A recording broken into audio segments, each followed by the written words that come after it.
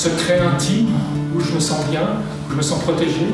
C'est ce qui me permet justement d'aller chercher dans le fond de moi toute l'énergie, parce que ce qui m'intéresse dans le monde, c'est l'invisible, ce qui est au-delà de l'image. C'est la vibration, c'est le mouvement de notre Terre, c'est notre vulnérabilité sur cette Terre. C'est justement un des propos qui se trouve aujourd'hui confirmé par ce virus, que je développe parce que je pense que notre regard doit être amené au-delà des choses. Et dans notre société contemporaine, dans le rythme quotidien, on ne voit plus. Et c'est mon rôle d'amener les micro-détails, les micro-mouvements, les micro-structures, la matière, la sensualité, l'espace, le temps. Comment mesurer le temps? Aujourd'hui, tout le monde est confronté à cela. Et moi, je suis quotidiennement dans l'atelier. Et je m'intéresse aux micro-mouvements de notre Terre qui la transforment et qui changent constamment.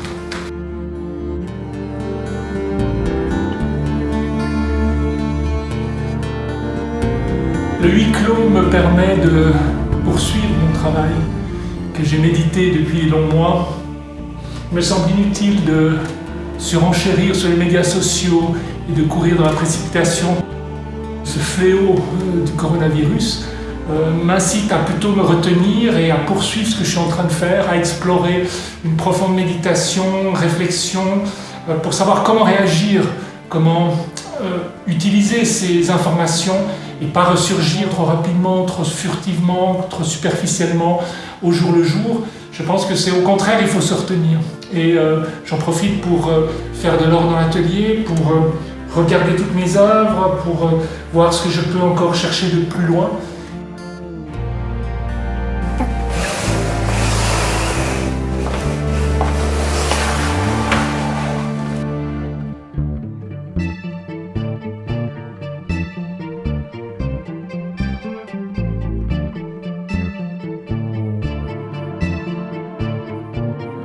L'art peut être prémonitoire. Dans ma monographie éditée en 2017, j'avais développé une réflexion sur la vulnérabilité de l'homme face à l'environnement, qui se trouve aujourd'hui complètement réalisée, concrétisée, mais de manière si brutale qu'on en accuse le coup. Et je suis justement dans cette période où j'ai une grande exposition à Genève, une autre en Allemagne qui vient d'être annulée, et ce qui crée évidemment des torts financiers, moraux, par rapport au fait que l'art est fait pour partager, pour montrer, pour faire avancer la pensée, et sans pouvoir être vu, l'artiste il est néant. Et c'est vrai que cette crise va changer le monde, et ce monde ne sera peut-être plus ce qu'il était avant. Il faut s'y préparer, et c'est pour ça qu'il faut continuer à créer envers et contre tout. Et au contraire, je pense que nous sommes dans une période essentielle où l'art peut être un vecteur de positif, d'émergence d'idées nouvelles et d'espoir.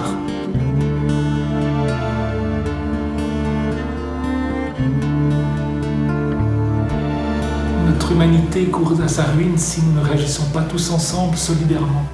Aujourd'hui, le personnel soignant que je salue nous aide à sauver à un moment donné notre humanité.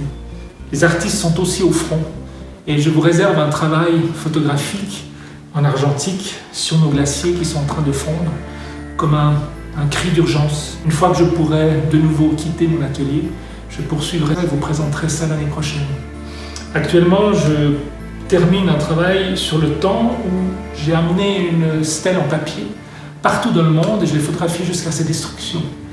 Ce travail sur le temps, c'est ce qu'aujourd'hui nous pouvons éprouver dans notre confinement. Et c'est quelque chose d'extraordinaire parce qu'il nous fait réfléchir sur nos propres origines, sur notre propre être et sur ce qui est essentiel dans la vie. Poursuivons, aidez l'art et à bientôt.